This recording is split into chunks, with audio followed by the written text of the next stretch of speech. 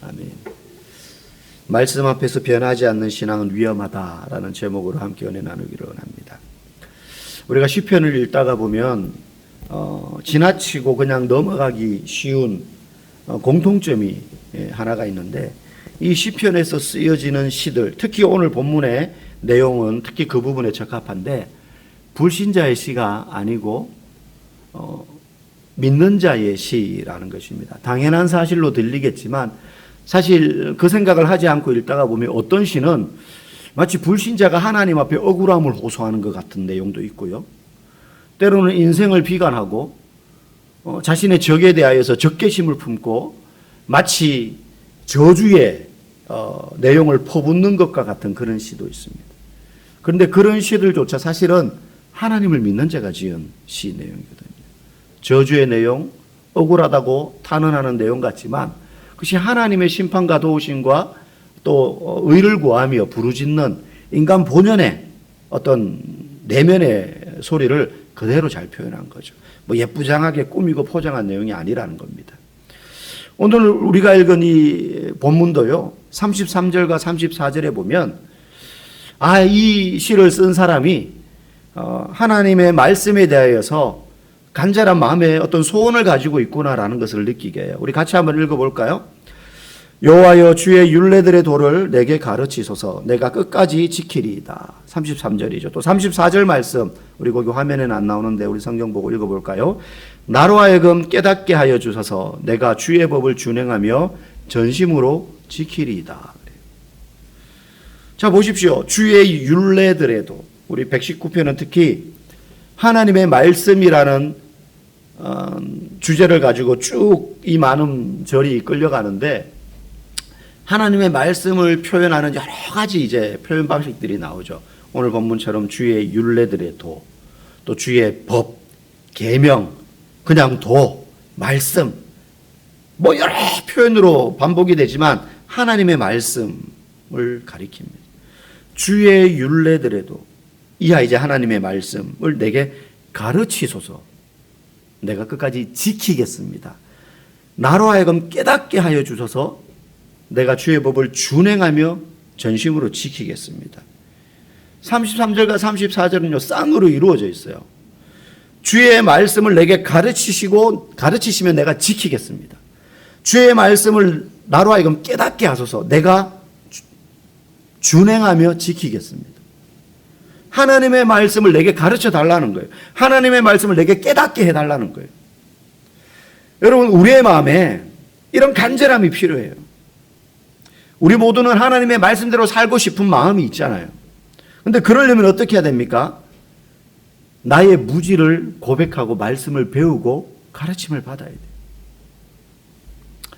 오늘 시편 저자는 나를 가르쳐 달라 그래요. 나로 하여금 하나님의 말씀이 깨달아지게 해달라고 그래요. 알지 못하고 깨닫지 못했는데 어떻게 주의 뜻을 알고 그 말씀을 지킬 수 있겠습니까? 그죠? 그래서 주님의 말씀을 배우고 깨닫고자 하는 열정이 우리에게 있어야 됩니다. 이 사람은 그저 행동이 급하게 나가지 않습니다. 자신의 의지와 결단을 신뢰하지 않습니다. 하나님의 말씀을 내게 먼저 가르쳐 달라고 말합니다. 그렇게 말할 수 있는 자는요, 나의 무지를 고백할 수 있는 용기가 있는 사람이에요. 소크라테스의 대화법을 연구해 보면 어떤 철학자들과 이야기할 때 소크라테스는 계속해서 질문을 던집니다. 당신이 생각하는 그 이유가 뭐?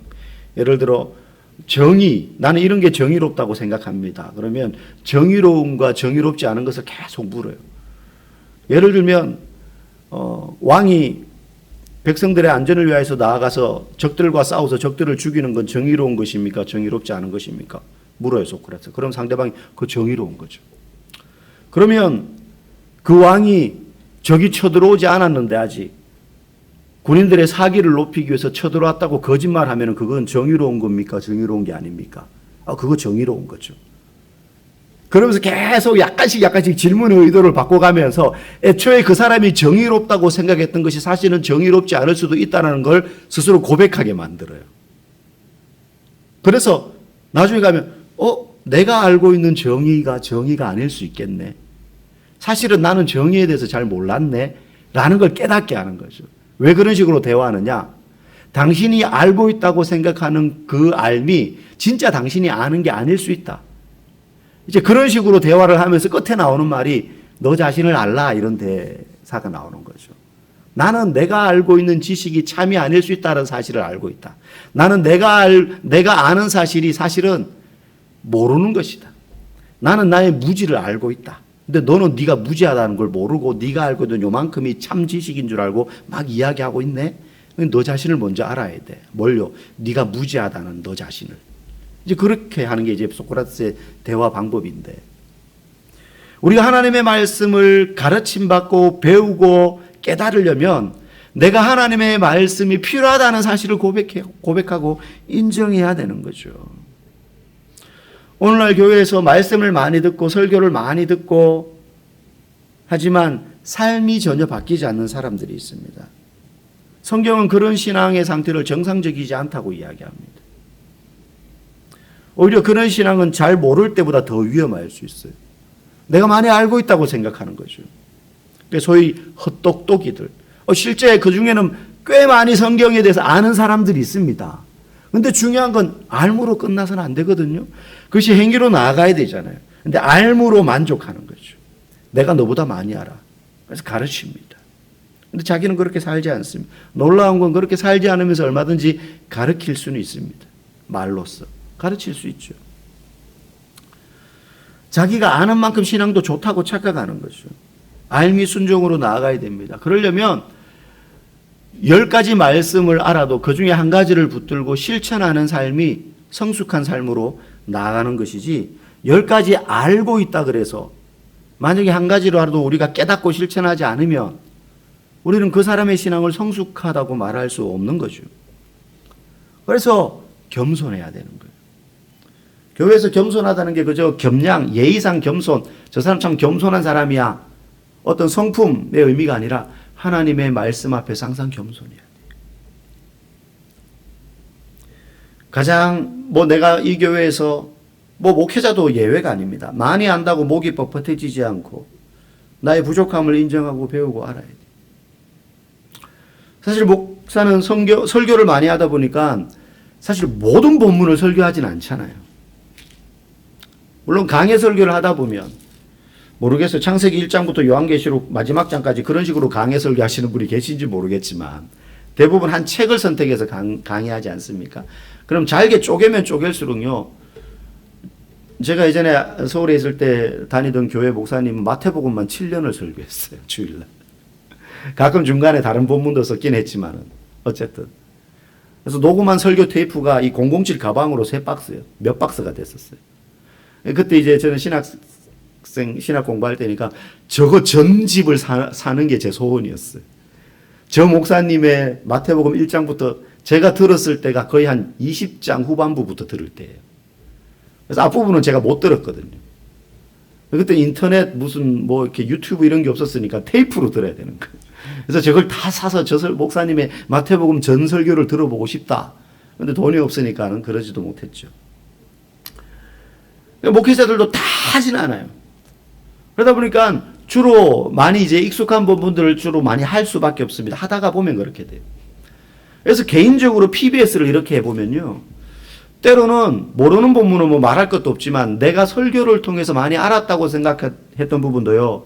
설교를 위한 성경이 아니라 내 영혼을 위하여 성경을 공부하다 보면 내가 알지 못했던 것, 때로는 내가 부족하게 알았던 것, 잘 알지 못했던 것, 심지어는 내가 잘못 알았던 부분까지 발견합니다.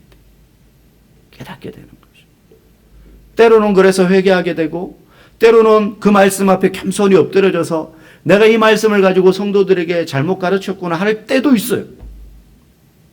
진리 아닌 것을 가르쳤다는 게 아니라, 야, 이 말씀에서 정말로 이 보화와 같은 이런 내용이 있는데 내가 이걸 모르고 수박 겉핥기로 가르쳤구나.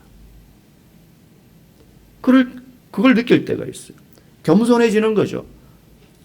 겸손해지는 거죠. 제가 요즘 사무엘상 PBS를 이제 쭉 해왔는데, 이제 사무엘상 끝나고 사무엘하로 이제 좀 있으면 넘어갑니다. 이제 한 번 하면 이제 한 3장씩 이렇게 2장씩 하거든요. 너무 좋아요. 말씀을 읽어 나가면서 내가 무심코 지나갔던 지명, 이 지명 그때는 그냥 나오는 지명이구나 했는데 그 지명을 찾아보는 거죠. 지도도 찾아보고 이 지명이 뜻하는 바도 찾아보고 왜 이 지명이 계속해서 반복될까 그런 것도 보고 공부식으로 하는데 사실은 그 안에서 깨닫게 되는 것들이 너무너무 풍성하고 많아져. 그렇게 겸손히 배우고 깨닫게 될 때 성령이 가르쳐 주시는 그 말씀의 길을 붙잡을 때 우리는 순종으로 나아가게 되는 거예요. 그래서 말씀 앞에 우리는 겸손해져야 돼요.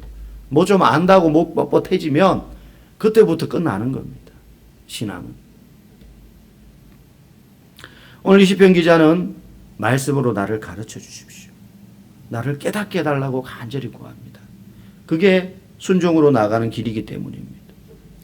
오늘 이 본문은 두 번째로 우리에게 방향성을 이야기합니다. 우리 36절 한번 읽어보겠습니다.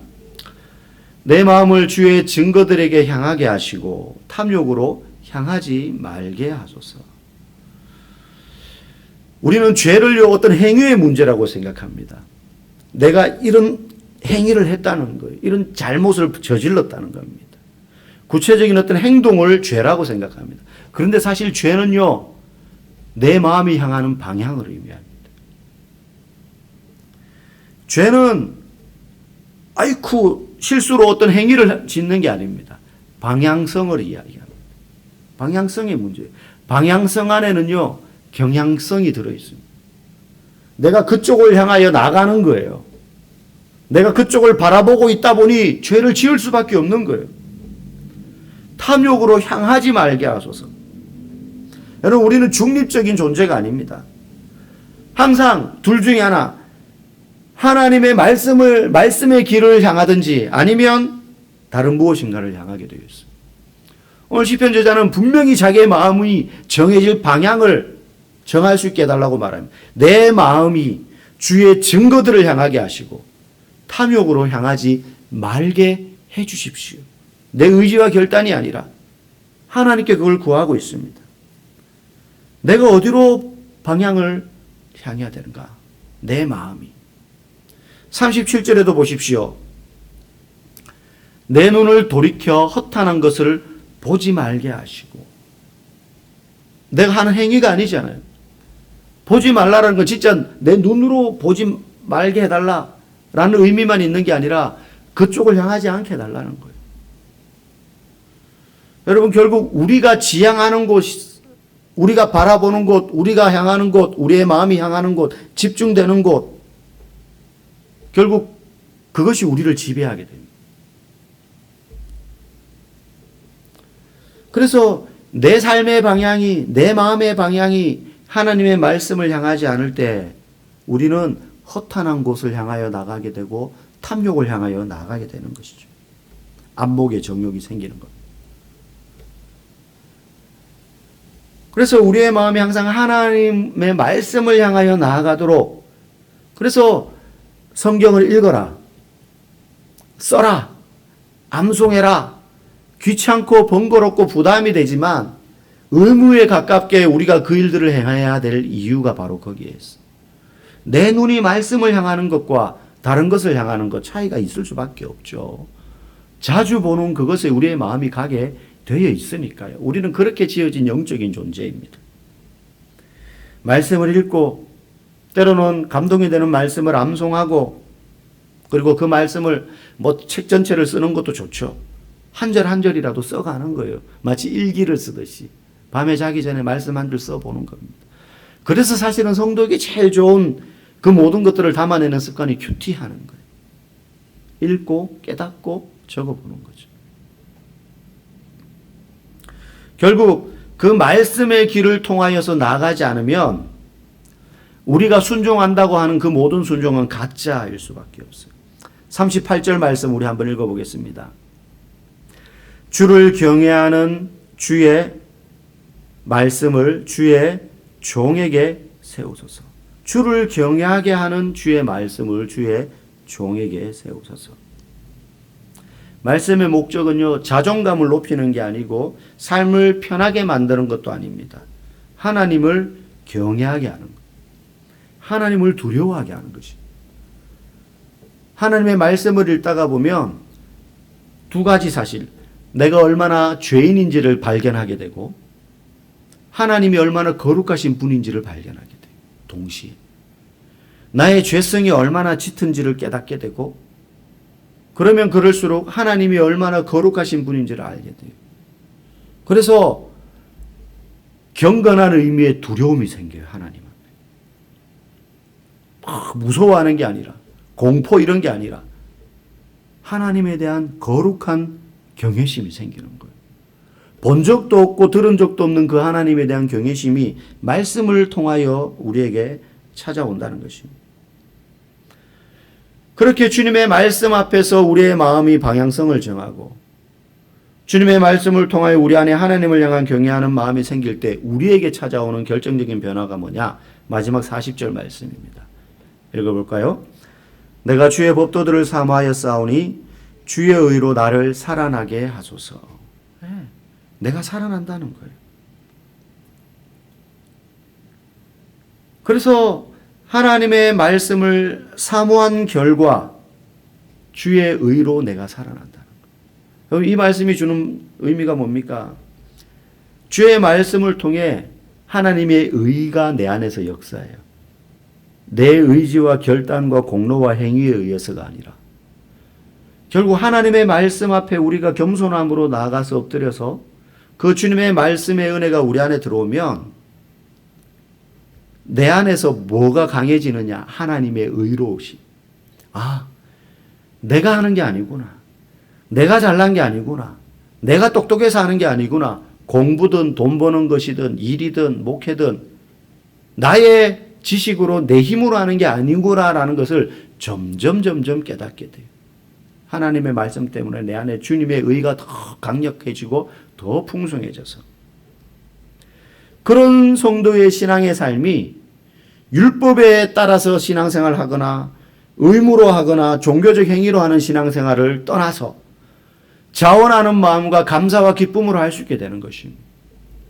그래서 하나님의 말씀을 우리가 가까이 하고 그 말씀 앞에 겸손하게 나아갈 때 결국 지식이나 정보가 아니라 우리의 영혼이 살아나게 되는 거예요. 내 안에 하나님의 의가 강력해짐으로 말미암아.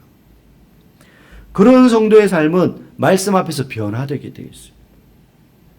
근데 그렇지 않은 성도는 말씀 앞에서도 변화되지 않습니다. 말씀을 읽는데도 변화되지 않습니다. 읽고 그게 지식이요 정보가 돼버리고 마니까. 여러분은 하나님의 말씀을 읽으면서 변화되고 있습니까? 아니면은 말씀을 읽지 않아도 교회를 오래 다니다 보니까 그저 익숙한 종교인이 되어져 있습니다. 그건 변하는 게 아닙니다. 점점 딱딱하게 굳어져 가는 거죠. 오늘 하나님의 말씀이 주는 그 은혜가 우리의 삶을 반드시 변화시키는 줄 여러분 믿으시기 바랍니다. 그때 내 안에 있는 주님의 의가 우리의 영혼을 살아나게 하는 것입니다. 말씀 앞에서 우리의 공로는 사라지고 주의 의만 드러나서 매일매일 말씀 앞에서 나의 약함과 부족함을 발견함으로 하루하루 새롭게 변화되어져 가는 저와 여러분 되기를 주의 이름으로 간절히 축복합니다.